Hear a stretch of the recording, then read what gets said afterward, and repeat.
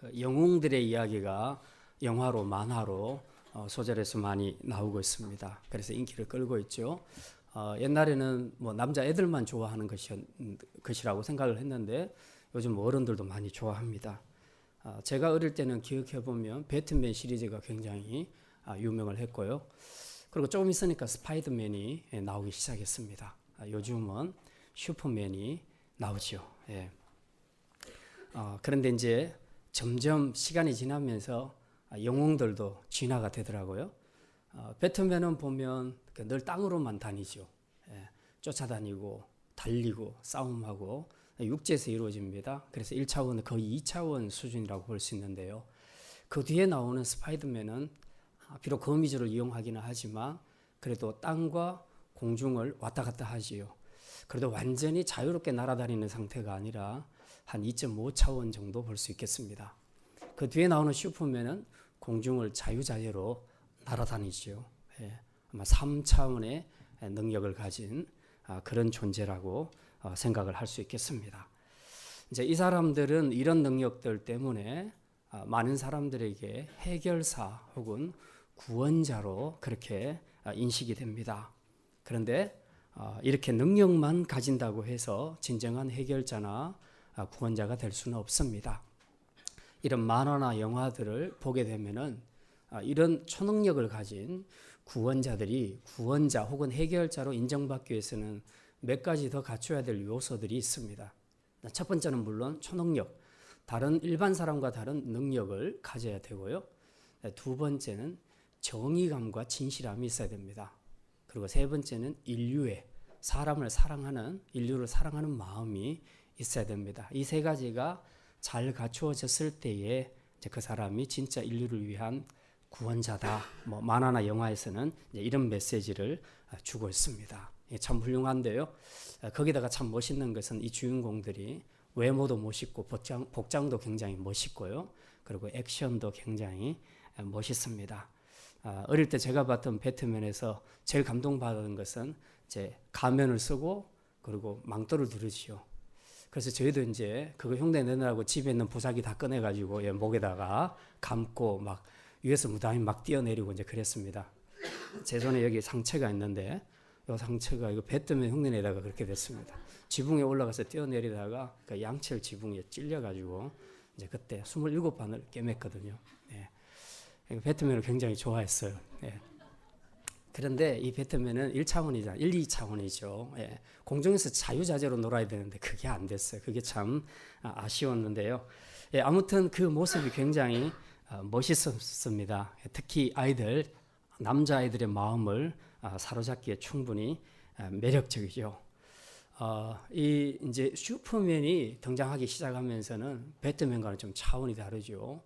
이제 어떤 문제가 생기게 되면 바로 이제 위로 공중으로 올라가죠. 예, 지붕으로 하늘로 올라갑니다. 하늘을 가르고 그 공중을 치솟으면서 이제 한 2바퀴 3바퀴 돌다가 이제 그렇게 악당을 향해서 달려가지요. 그래서 문제를 해결하는 것을 볼 수 있습니다. 막 심하게는 막 지구를 막 한 손에 들고 이제 막 달리지 않습니까? 예, 굉장합니다. 이제 이런 모습들을 보면서 관객들은 이제 일종의 카타르시스를 느낍니다. 지금 현재의 내 삶에서는 뭔가 인간의 한계를 느끼고 그리고 내가 겪고 있는 그 특별히 악의 세력 때문에 내가 겪고 있는 많은 그 고통과 어려움 이런 것들을 내 힘으로는 풀 길이 없는데 이런 영화를 통해서 정의감을 가진 그런 영웅들이 나타나서 악당들을 물리칠 때 내 안에서 그런 대리 만족을 얻게 되는 것이죠.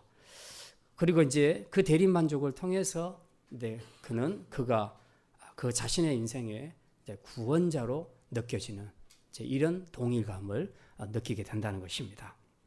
그래서 실제로 이 슈퍼맨 같은 사람이 지금 우리 옆에 살고 있다면 어떤 일이 일어날까? 사람들은 어떻게 반응할까? 이제 그런 것들을 한번 생각을 해봤습니다. 만약에 옆에 앉아 계신 우리 김영만 집사님이 제일 슈퍼맨 닮았는데요. 예. 아이들 여론조사에서 우리 남자들 중에 제일 미남이 김영만 집사님이라고 그렇게 뽑혔습니다. 나중에 한턱을 내셔야 될 것 같습니다. 이제 저분이 지금 저렇게 앉아 있지만 어느 순간에 막 몇 바퀴 돌더니 막 지붕으로 두 손 높이 치솟고 그렇게 올라간다고 생각한다면 어떻겠습니까? 그 실체를 만약에 우리가 발견했다, 알았다. 그러면 이제 그 다음에 문제가 있을 때마다 김영만 지사는 찾겠죠. 찾겠죠. 슈퍼맨이라. 우리 샘물교회 슈퍼맨이라. 그래서 찾을 겁니다. 그러면 이제 정신없이 몇 바퀴를 돌고 일어나서 악당을 쫓아가서 물리치고 또 우리가 겪고 있는 문제들을 해결해 주겠죠. 이제 우리가 이게 기대하는 구원자에 대한 이상적인 그림입니다. 근데 이제 오늘 성경 본문에 보면요, 그 영화에서 보는 이런 영웅들보다도 훨씬 더 능력을 가진, 그냥 초능력 정도가 아니라 못할 것이 없는 전능함을 갖추고 있는 분, 그리고 세상의 그 어떤 정의의 사도보다도 더 정의로우신 분, 그리고 세상의 그 누구보다도 인류를 더 사랑하시는 인류애를 가지신 분, 그분을 오늘 본문에서 소개하고 있습니다. 그분이 바로 이스라엘이 믿고 있고 저와 여러분이 믿고 있는 여호와 하나님이십니다. 자, 오늘 본문에서 이사야 선지자는 오랜 바벨론 포로 생활을 통해서 고통 중에 있는 이스라엘을 위해서 대신 하나님 앞에 간절히 기도하는 그 기도를 올려드리고 있는 것이 오늘 본문의 내용입니다. 근데 그 기도문의 첫머리에서 재밌는 표현이 나옵니다. 우리 1절 같이 한번 읽겠습니다. 원하건대 주는 하늘을 가르고 강림하시고 주 앞에서 산들이 진동하기를. 여기 보니까 원하건대 주는 하늘을 가르고 강림하시고, 뭐가 생각납니까? 김영만 집사님 생각나죠? 영락없이 슈퍼맨이 생각납니다. 하늘을 가르고 위로 치솟는 그런 슈퍼맨이 생각납니다.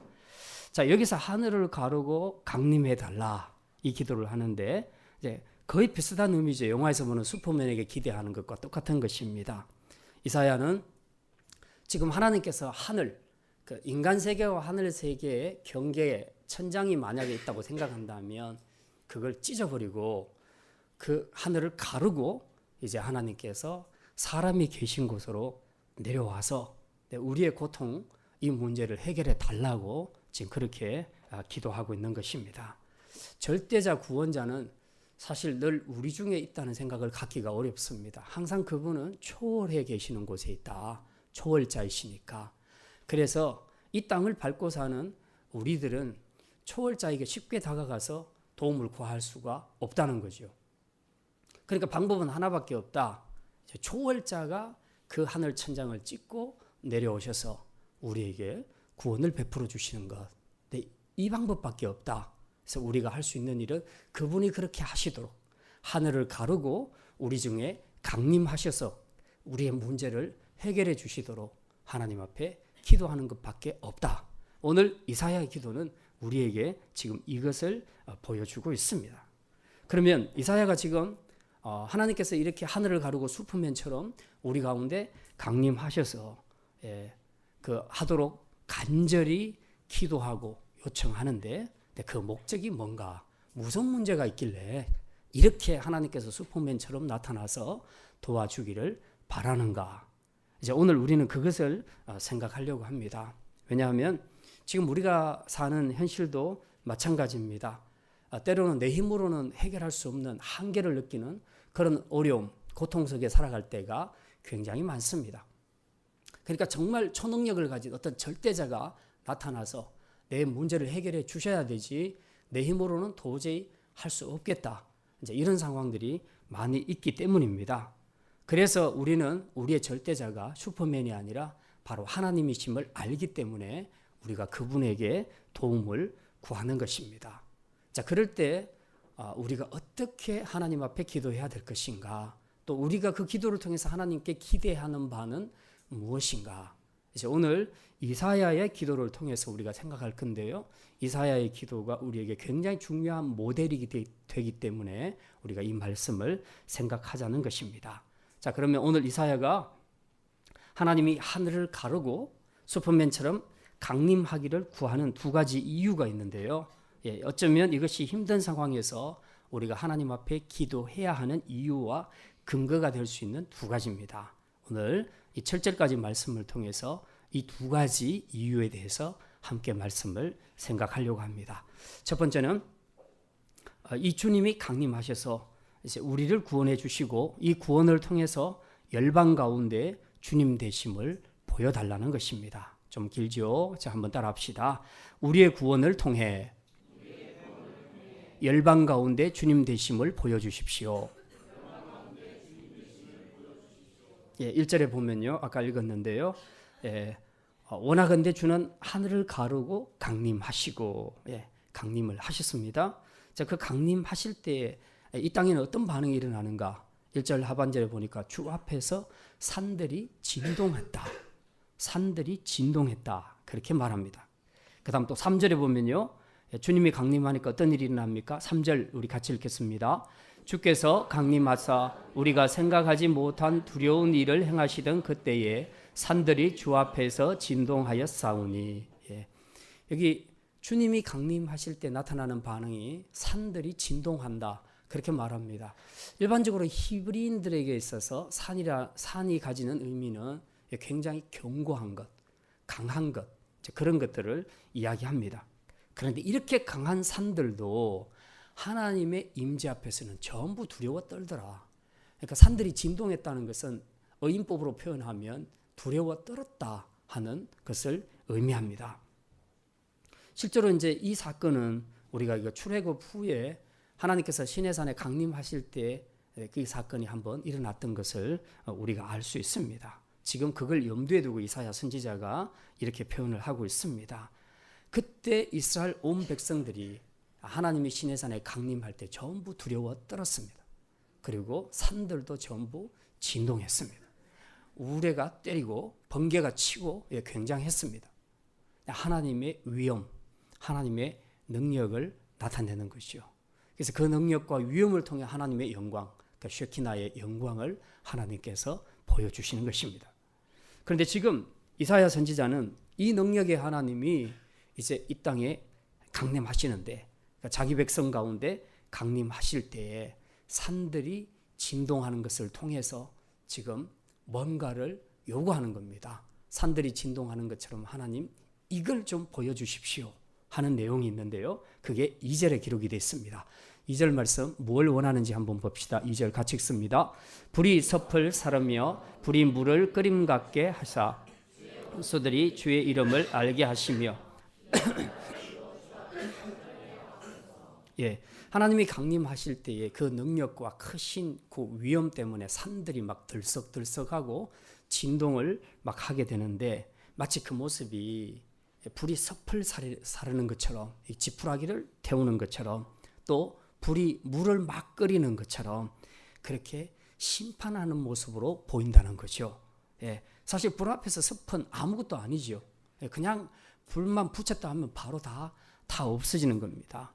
마치 하나님께서 이렇게 심판하는 모습으로 나타나는데, 이런 심판자의 모습은 이제 심판을 당하는 대상의 입장에서는 두려움을 갖게 합니다. 공포감을 갖게 합니다. 그래서 2절 하반절에 뭐라고 말합니까? 바로 이것을 통해서 주의 원수들이 주의 이름을 알게 하시며 이방 나라들로 주 앞에서 떨게 하옵소서.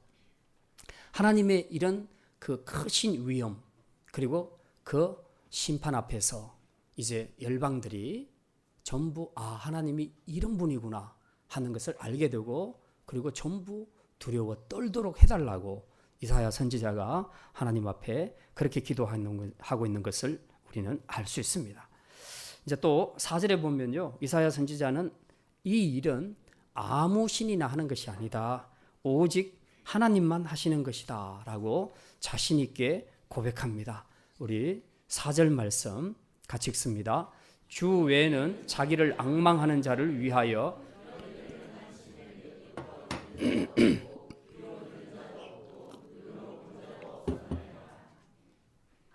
세상에 많은 신들이 있다고 하지만 하나님처럼 자기를 앙망하는 자기 백성을 위하여서 이런 능력을 나타내고 이런 위엄으로 심판하실 수 있는 그런 전능자가 누가 있느냐?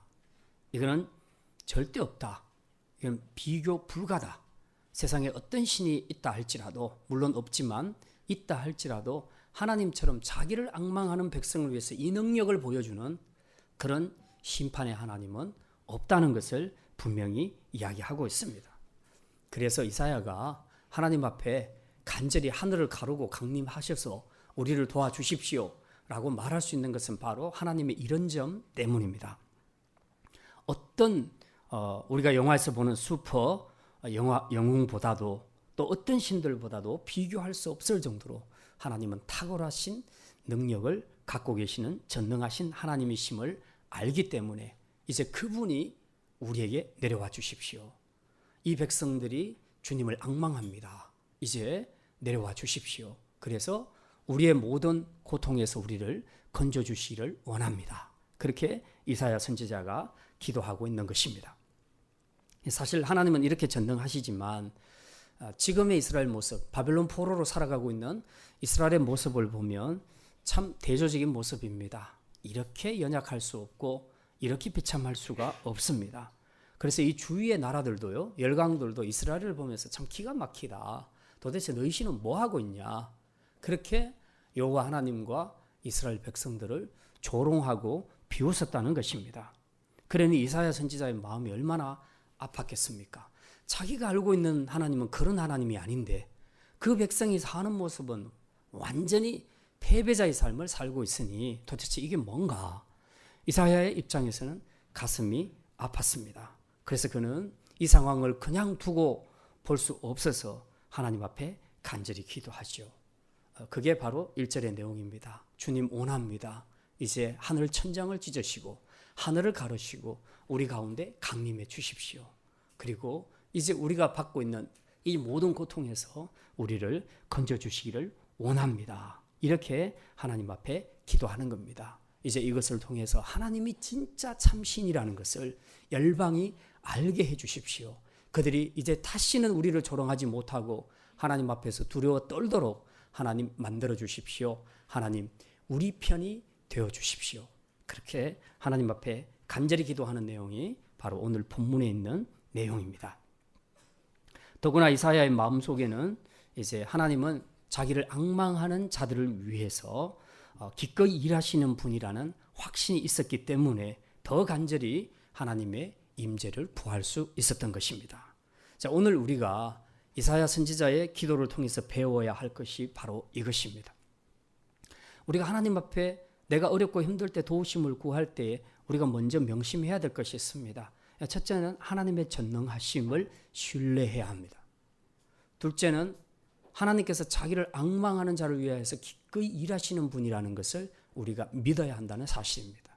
이 두 가지가 전제되지 않으면 우리가 하나님 앞에 기도할 수도 없거니와 기도해도 응답받기가 어렵습니다. 그 믿음의 기도는 하나님의 역사를 보게 합니다. 그렇기 때문에 뭘 믿느냐? 내가 지금 내 힘으로 해결할 수 없는 어렵고 힘든 상황에 처해 있을 때에 이 문제를 해결하실 수 있는 전능하신 분은 하나님밖에 없다 하는 그 믿음과, 그리고 내가 이렇게 주를 앙망하고 집중해서 바라보는데 하나님께서 나의 이 문제를 해결해 주시지 않겠는가 하는 이 믿음, 이 두 가지 믿음을 확실하게 가져야 한다는 것입니다. 이게 될 때에 이제 우리는 이사야처럼 담대하게 하나님 하늘 천장을 찢으시고 내려와 주십시오. 우리를 구원해 주십시오. 하고 확신을 가지고 강하게 기도할 수 있게 된다는 사실입니다. 그러므로 오늘 우리가 먼저 하나님 앞에 기도할 때에 우리 자신을 먼저 점검을 해 보아야 합니다. 우리는 과연 하나님의 전능하심에 대한 믿음을 가지고 있는가 하는 것입니다. 또 하나님은 자기를 앙망하는 자를 위하여 기꺼이 일하여 주실 분이라는 것을 믿고 있는가 하는 것입니다. 이제 우리가 이 대답을 하기 전에 먼저 우리 자신의 모습을, 우리 자신의 행동을 먼저 돌아보면 충분히 답을 찾을 수가 있습니다. 지금 우리가 말로는 그걸 믿습니다 라고 이야기한다 할지라도 실제로 이런 상황이 벌어졌을 때에 내가 하나님을 구하지 않고 다른 존재를 먼저 찾아간다면, 다른 존재를 구한다면, 또 하나님에 대한 여전히 불신 이런 것들 때문에 우리가 하나님 앞에 나아가 기도하지 못한다면 그거는 우리의 대답이 잘못됐다는 것을 분명히 입증해 주고 있다는 사실을 우리는 기억해야 합니다. 어쨌든 우리가 하나님 앞에 도우심을 구할 때 그냥 무조건 하나님 슈퍼맨처럼 하늘을 가르고 치솟고 뚫고 들어와서 우리 가운데 일하여 주십시오라고 말할 것이 아니라 먼저는 그렇게 일하실 수 있는 하나님이심을 우리가 믿어야 한다는 것입니다. 그리고 그 하나님이 당신의 사랑하는 백성들이 구할 때에 거절하지 않고 반드시 우리의 문제를 해결해 주시는 그런 신실하고 사랑이 많은 하나님이심을 또한 믿어야 한다는 사실입니다. 이제 우리가 이 믿음을 통해서 지금 여러분이 겪고 있는 문제가 아무리 어렵고 힘들고 고통스럽더라도 이제 이사야처럼 이 두 가지 믿음을 가지고 하나님 앞에 확신을 가지고 간구할 때에 이제 하나님께서는 슈퍼맨처럼 하늘을 가르고 여러분 가운데 임하셔서 여러분이 고통받고 있는 가정과 여러분의 심령과 여러분의 공동체 안에 주님이 오셔서 이 문제를 해결해 주시는 축복의 역사를 누릴 줄 믿습니다. 자, 두 번째입니다. 주님이 강림하셔서 우리에게 어떤 일을 해 주실 것을 기대하는가? 이사야의 기대는 이것입니다. 영적 무기력에서 회복시켜 달라는 것입니다. 한번 따라합시다. 영적 무기력에서 회복시켜 주십시오. 예, 하나님의 전능하심과 그리고 자기 백성에 대한 사랑을 고백한 이사야 선지자는 이제 하나님 앞에서 자기 민족을 대신하여 회개하고 있는 것을 우리가 볼 수 있습니다. 우리 5절 말씀 같이 읽겠습니다. 주께서 기쁘게 공의를 행하는 자와 주의 길에서 주를 기억하는 자를 선대하시거늘 우리가 범죄함으로 주께서 진노하셨사오며 이 현상이 이미 오래되었사오니 우리가 어찌 구원을 얻을 수 있으리까. 네. 정말 하나님은 이렇게 전능하신 분인데 왜 자기 백성들이 이렇게 비참하게 살아가고 있는가? 이건 좀 말이 되지 않는다. 종종 우리도 그리스도인들로서 살아갈 때 가끔씩 낯이 서지 않는 경우들이 있습니다. 믿는 사람인데 신앙이 있다고 하는 사람인데 뭔가 불신자들이 봤을 때 왜 저렇게 살고 있지? 전혀 감동을 줄 수 없는 또 전혀 무력한 그런 삶을 살고 있는 그리스도인들을 볼 때에 과연 이래 갖고 전도가 되겠는가? 내가 믿고 있는 하나님이 그렇게 전능하신 하나님이신 줄 내가 어떻게 저들을 설득시킬 수 있겠는가? 이제 이런 난제들이 있다는 것입니다. 이스라엘 백성도 마찬가지입니다. 이스라엘 백성들이 믿고 있는 하나님은 전능하신 하나님이신데 그런데 이스라엘의 사는 그 현재의 삶은 너무나 비참하게 살아가고 있다는 것입니다. 도대체 뭐 때문에 이런 일이 생기는가? 오늘 여기 5절에 보니까 하나님은 기쁘게 공의를 행하는 자와 또 주의 길에서 주를 기억하는 자를 선대하신다. 하나님은 다시 말하면 믿음대로 사는 사람을 하나님께서 선한 길로 인도하신다고 그렇게 말씀합니다. 그런데 왜 이스라엘은 이런가? 결론은 분명하지요. 5절 하반절에서 이렇게 말합니다. 우리가 범죄함으로 주께서 진노하셨다. 하나님은 분명히 믿음으로 사는 사람을 선한 길로 인도하시는데 그렇지 않다면 한번 확인을 해보자. 이스라엘 백성을 확인해 봤더니 이스라엘 백성들이 범죄했더라. 그래서 하나님께서 진노하셔서 진노의 매를 들고 지금 이스라엘을 훈계하고 있다 하는 것을 분명히 보여주고 있습니다. 이사야 선지자는 지금 그것을 인식하고 있었다는 사실이죠. 그래서 그 사실을 먼저 하나님 앞에 솔직히 이스라엘 백성들을 대신해서 고백하고 있는 것입니다. 그리고 6절에 보면요. 이 이스라엘의 죄가 구체적으로 어떤 것인지를 아주 상세하게 밝히고 있습니다. 어떤 죄인지 한번 봅시다. 6절 같이 읽습니다. 무릇 우리는 다 부정한 자 같아서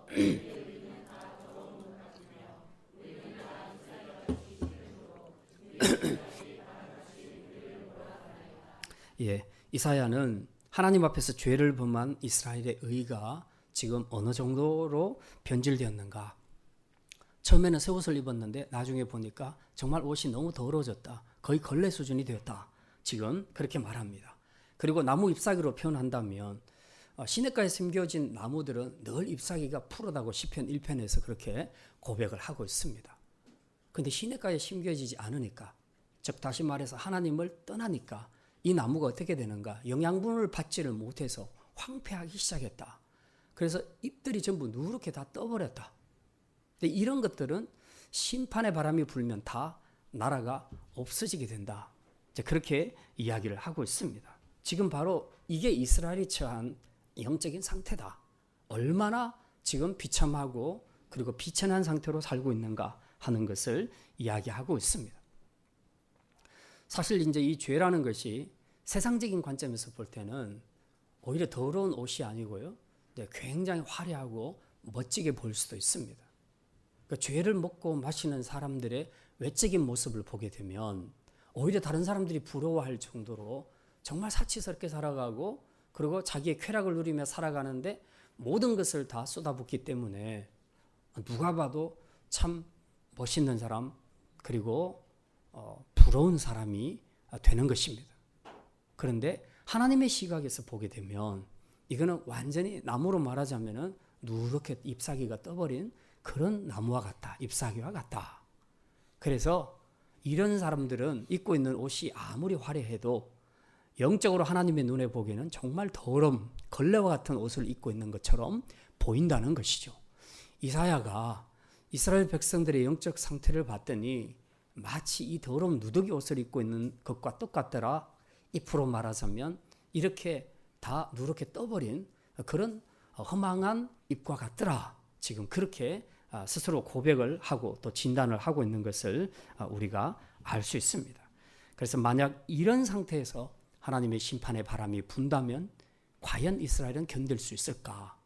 아니다. 다 이 심판의 바람에 날아가 버릴 것이다. 이사야 선지자는 그렇게 해석을 하고 있습니다. 또 7절에 보면 이스라엘이 영적으로 얼마나 피폐하고 무너졌는지를 우리가 잘 알 수 있습니다. 7절 말씀 같이 읽습니다. 주의 이름을 부르는 자가 없으며 스스로 분발하여 주를 잡는 자가 없사오니 이는 주께서 우리에게 얼굴을 숨기시며 우리의 죄악으로 말미암아 우리가 소멸되게 하셨음이니이다. 여기 보니까 이스라엘 중에 주의 이름을 부르는 자가 없더라. 또 주를 붙잡는 자가 없더라. 스스로 분발해서 주를 붙잡는 자가 없더라. 그렇게 표현하고 있습니다. 무슨 말입니까? 이스라엘 중에 예배가 끊겼다는 겁니다. 예배가 상실됐다는 겁니다. 오랜 포로 생활로 지친 이스라엘 백성들은 시간이 지날수록 점점 신앙적으로 하나님과 멀어져 갑니다. 그리고 점점 나태해져 갑니다. 처음에는 가서 예배도 드리더니 이제는 뭐 어차피 이렇게 살 거 하면서 하나님 앞에 예배 드리는 것을 등한시하기 시작합니다. 그리고 시간이 좀 지나니까 예배가 다 없어져 버렸습니다. 전에는 힘들 때는 하나님 앞에 기도의 줄을 붙잡고 기도했는데 이제는 스스로 분발하여 주의 이름을 찾는 자도 없고 붙잡는 자도 없게 되었다. 그렇게 말씀하고 있습니다. 그러니까 가장 성도의 구원받은 성도의 가장 기본적인 것이 예배와 기도인데 이 두 가지를 다 놓쳐버렸다는 겁니다. 이스라엘 백성들이. 지금 이스라엘의 영적 상태는 이만큼 피폐해졌다 하는 것을 이사야 선지자는 분명히 고백하고 있습니다. 그러니 이사야의 마음이 얼마나 아팠겠습니까? 구원받는 백성의 삶의 표징이 예배인데 이걸 상실했으니 이제 더 이상 이스라엘 백성에게 무슨 소망이 있겠는가 하는 것입니다. 오늘 이스라엘의 더럽혀진 의를 고백한 이사야의 고백을 통해서 이거는 이스라엘의 문제구나 그렇게 생각하지 말고 이제 동일한 상황이 우리에게도 있을 수 있다라는 것을 생각하면서 우리가 이 말씀 앞에 자신을 돌아봐야 하는 것입니다. 지금 여러분과 여러분의 가족들의 영적 상태는 어떻다고 생각하십니까? 혹시라도 여러분 가족들 중에서 지금 예배가 끊겨지고 기도의 줄을 놓아버리고 되는 대로 바벨론 포로로 살아가는 이스라엘 백성들처럼 그렇게 아무 목적 없이 표류하는 그런 삶을 살고 있는 가족들은 없습니까? 그대로 살면 마지막 심판의 바람 앞에서 다 날려갈 것인데 그럼에도 불구하고 우리가 그런 가족들을 가만히 옆에서 지켜보면서 그냥 아무 생각 없이 가족과 교제하며 같이 밥 먹고 우리가 그렇게 행복하게 사는 것이 진정한 가족 사랑일까요? 오늘 이사야 선지자는 이런 이스라엘의 모습을 보면서 너무 가슴이 아팠습니다. 자기는 괜찮죠. 하나님과의 관계가. 그런데 이스라엘 백성들을 보니까 그게 아니라는 거죠. 그러니까 자기 입에 밥이 안 넘어가는 거예요.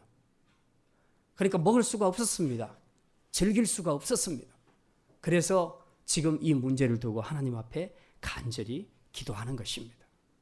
오늘 이 이사야의 기도를 우리가 들으면서 우리 안에도 동일한 이사야의 마음, 자기 민족을 생각하는, 또 하나님을 떠나서 하는 자기의 불신 가족, 그리고 믿음 없이 표류하는 우리의 믿음 없는 가족들을 위해서 우리가 해야 할 기도가 무엇인가 하는 것을 분명히 깨달아야 할 것입니다.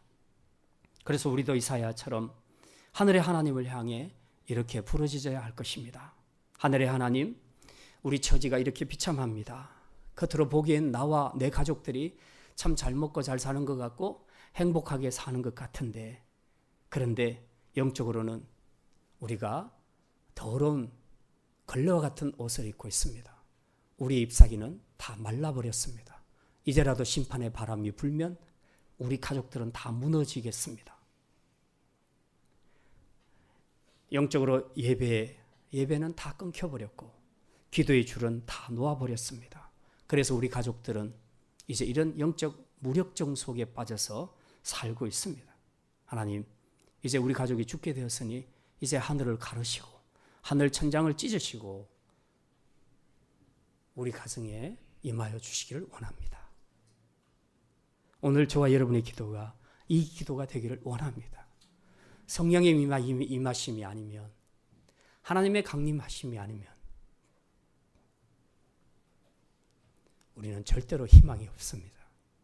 우리와 우리 가정이 회복될 길이 없다는 것을 우리는 기억해야 합니다.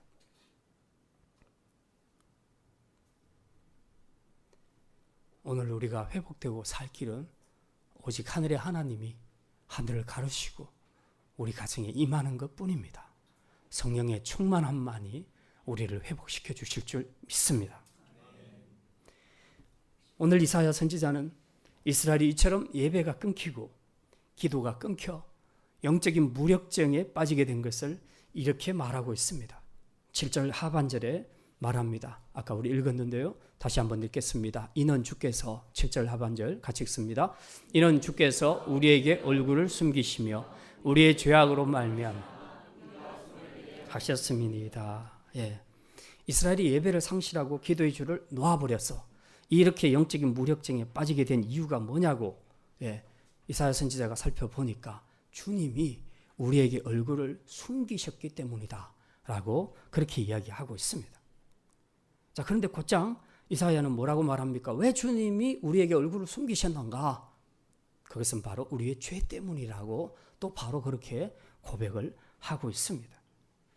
결국 사람이, 우리 성도들이 영적 무력증에 빠지는 것은 원인이 확실합니다. 그것은 바로 죄 때문이라는 것을 이야기하고 있습니다.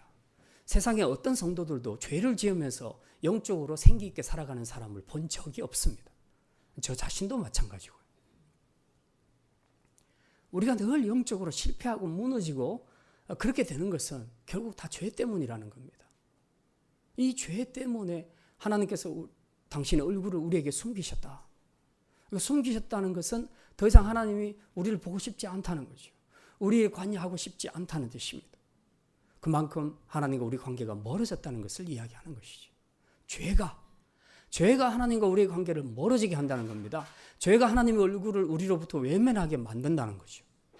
결국 죄 문제가 해결되지 않으면 우리가 하나님 앞에 어떤 기도를 해도 우리가 문제 회복의 길을 열 수가 없고 우리가 축복을 받을 수가 없다 하는 것을 분명히 말하고 있습니다. 그래서 우리는 결국 뭡니까? 신앙생활에서 우리가 가장 주의해야 될 것이 바로 이 대목입니다.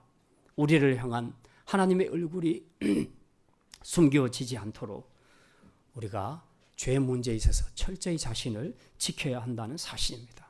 그리고 혹시 죄를 지으실 때는 즉각 회개해야 한다는 사실입니다. 이게 안 되면 결국 하나님은 얼굴을 우리에게서 숨기시게 되고 우리는 그 결과로 예배와 기도의 삶을 상실하게 되어서 결국은 영적 무력증에 빠지게 된다 하는 것을 분명히 보여주고 있습니다.